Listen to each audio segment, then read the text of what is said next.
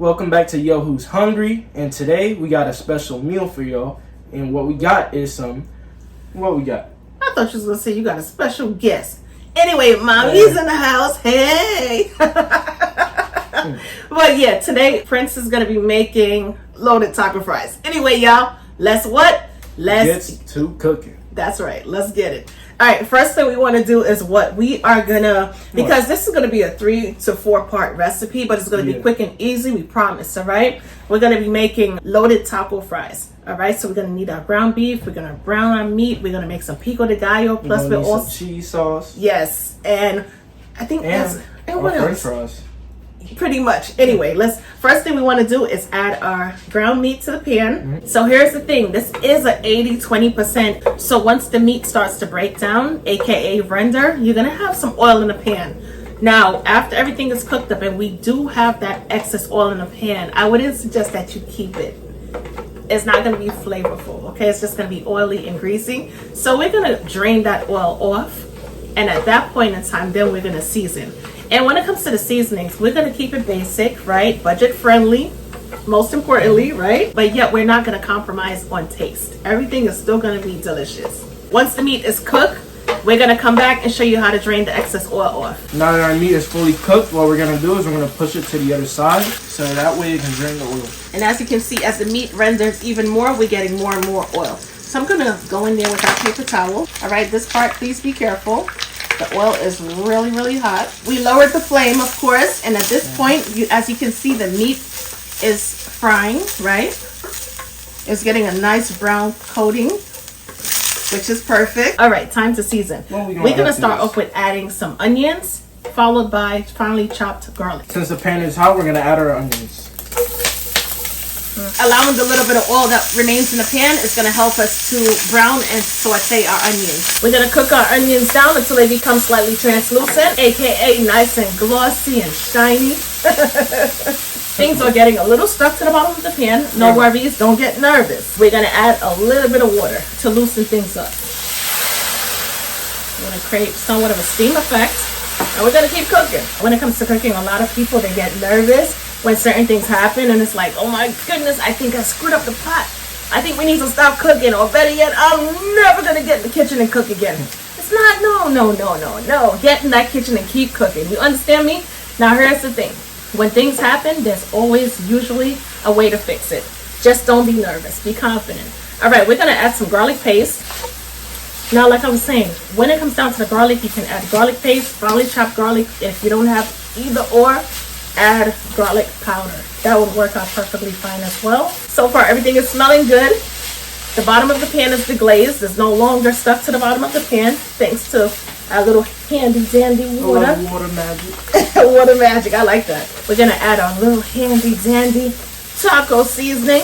Add whatever taco seasoning you have on hand or your favorite brand of taco seasoning. I'm gonna add a pinch of salt and ground black pepper. Because the taco seasoning that we used was reduced sodium, right? To amp the flavors, what we're going to use is some AP Yo Who's Hungry seasoning. Which is low sodium as well. Yes, low sodium. So add a good amount because we need the meat to be really, really flavorful, okay? And that's perfect. We're going to add our water. All right? Now, it's also going to create like a steam effect, allowing the meat to be nice and moist.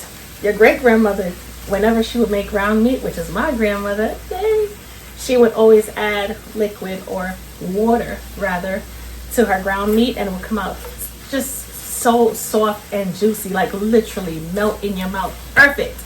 Not to mention if you're making, like, for instance, what is it called again? Come on, I'm a native New York. I'm supposed to know. Exactly. Not a cheesesteak.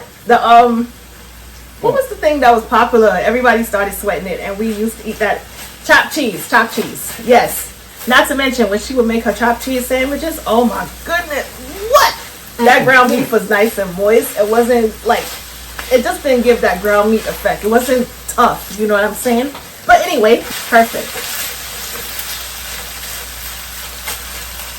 All right, this smells so good, y'all. I wish you could taste it, like literally. I wish you had smell-o-vision. It smells really, really good. If you have to explain what it smells like to the viewers, what would you say it smells like? Good stuff in a pot. just playing. That's No, not really it's no, it smells. No, it smells really, really good. You could tell that everything is seasoned perfect. Not to mention, I'm getting the aroma from the onions along with the garlic as well. So yeah, it does smell really good. All right, y'all. Prince did great. This looks good. Anyway, some credibility too. we're gonna turn our stovetop off, and we're gonna I can't even talk. I'm sorry, y'all. I'm gonna put this to the side, and we're gonna work on making our pico de gallo. Yes. Moving on to our pico de gallo, what we're gonna add to our bowl is some tomatoes. Those are Roma tomatoes. Now, when it comes to making pico de gallo, I find that Roma tomatoes, or there's another tomato that I use from time to time. Oh, plum tomatoes. They work really well because they're firm and plummy, and they're a little sweeter in taste as well. We're gonna add some red onions. Okay, that's a lot. Okay, that's a lot of onions, but we don't mind. We love onions around here. We're good. Yeah. Some jalapenos.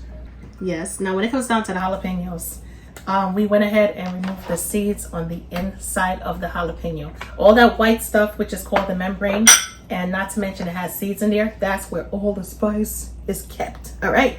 So if you don't want a spicy pico de gallo or spicy anything pertaining to jalapenos, make sure you remove the membrane or the white stuff on the inside along with the seeds. It makes it so much more enjoyable once you do that. Now, the other thing is, right? When removing the seeds from the jalapeno, I would suggest to wear gloves or something protective. But nevertheless, let's say you don't have either or. You're going to have to wash your hands at least 5 times with soapy water. Because it's still going to be on your fingers and in your fingernails. It's so annoying. It's like, and it burns the tips and everything else. But anyway, Francis is going to add some cilantro. Now, when it comes down to cilantro, I know most people have a love-hate relationship with cilantro. Not everybody likes cilantro. Who can hate cilantro? I know, we love cilantro, you know what I'm saying? But anyway, if you don't like cilantro, you could substitute with some parsley. Now, me personally, I wouldn't sub with parsley. I would just leave it out. Because cilantro and parsley, even though they may look alike, and you may get them mixed up when you go to the grocery store, they are totally different in taste, okay? Totally different. We're gonna squeeze some lime. Nice fresh squeeze of lime juice. All right, last but not least, we're gonna add a pinch of salt and ground black pepper. And Prince is gonna give it a good toss and a good mix to get all of the flavors infused. And that was just basically it. Making pico is like so quick and easy. Takes less than what? Takes less than 5 minutes.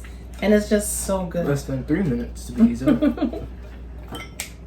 Stir it up really well. Make sure it's perfectly incorporated. And once you're done, you're going to place it in the refrigerator to stay cool while we work on our fries and our cheese sauce. The fries that we decided to use are steak fries. However, we're going to use our air fryer. But they have options, right? Do they not have options? What options do they have? You can use the oven. You can fry it. Exactly. You can, whatever makes you comfortable. If you want to microwave. Ew. Anyway, I stick to the some people do that though. I stick to the first 2 options, okay? I like my fries crispy. But yeah, as Prince said, you have options. Just refer to the back of the packaging on how to make that particular brand of fries, because even though they're all potatoes, the cooking times and temperature is usually different. Because one fry might be thicker than the other and some might be skinnier. That's true. Let's get our steak fries in the air fryer. Gotta add some non-stick cooking spray. While we wait for our pan to get hot, we're gonna add the butter. What are we making, Mr. Man? We're gonna make some delicious old cheese sauce. Get it all around the pan. We're not gonna burn the butter, so we're gonna definitely turn the flame down in order to maintain that control. We have about 2 tablespoons of flour, equal parts to the butter, okay? So now when it comes down to the butter and flour, the ratios have to be the same. 2 tablespoons of butter, 2 tablespoons of flour.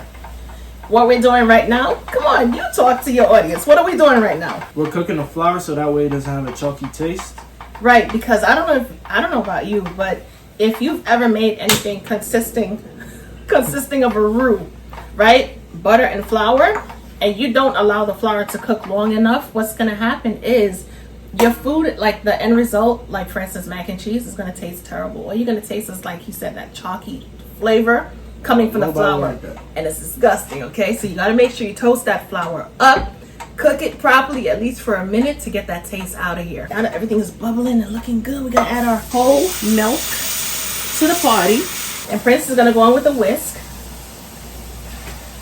and just stir it gently, just like that.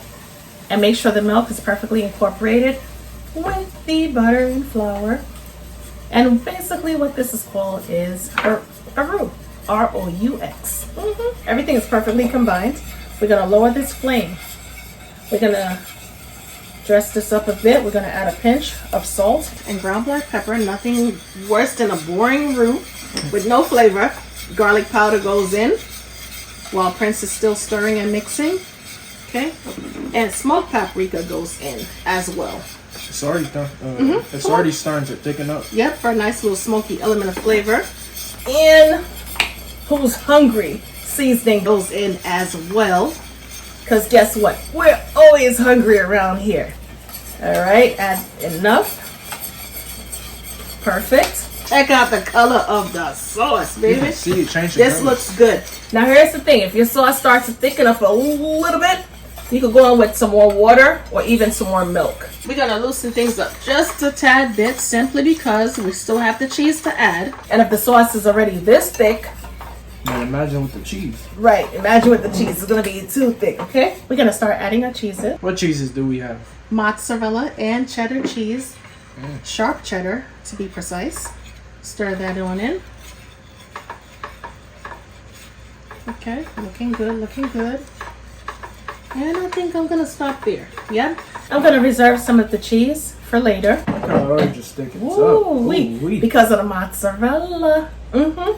Mozzarella usually gets the job done. You want to get the job done even more? What? Gouda. Oh yeah, Gouda is Gouda. All right, so here's the thing, my loves. We went ahead and turned the stovetop off simply because we don't want to overcook things and we don't want the sauce to become any thicker. And that's about it. We're going to take it off of the stovetop and put the sauce to the side and check on our fries, baby. We're going to check on those fries, my loves. Some fries. Ooh, time to put our taco fries together because we are hungry. Yes, I am starving. Let's go.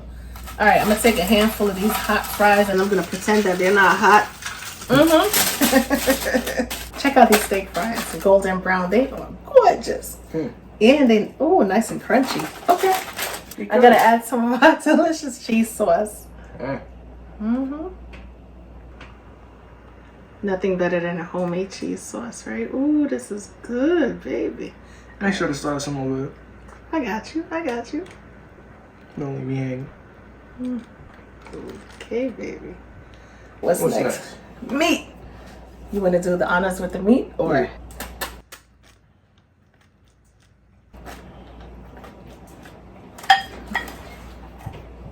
I think you got enough.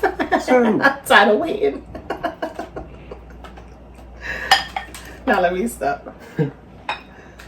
being greedy. You being greedy. I gotta make sure I get some of this meat, y'all. I worked hard. All right, I think that's enough, right? Now our pico. That looks pretty.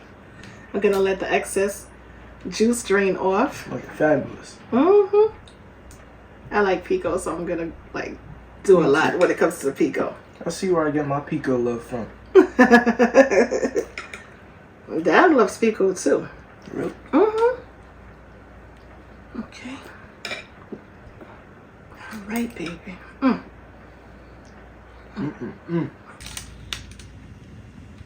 Just gonna pour around it just slightly.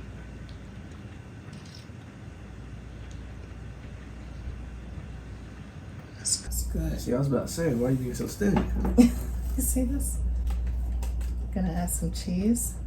Now here's the thing, if you want to add this to, like, let's say maybe a sheet pan and you want to add your cheese and pop it back into the oven, you can, allowing the cheese to melt. But this is good for us, man. We are straight.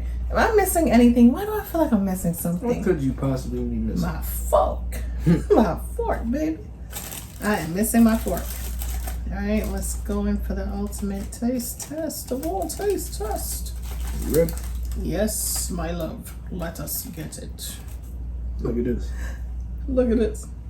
Would you look at this? I'm just trying to show off.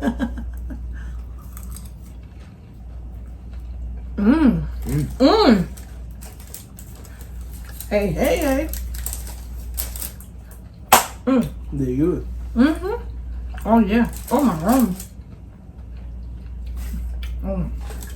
This is some good stuff. Well, my son, Has so much flavor to it. I think you've done it again. Really? I must say so myself. Not me, we. Because we just started speaking French. Why, thank you.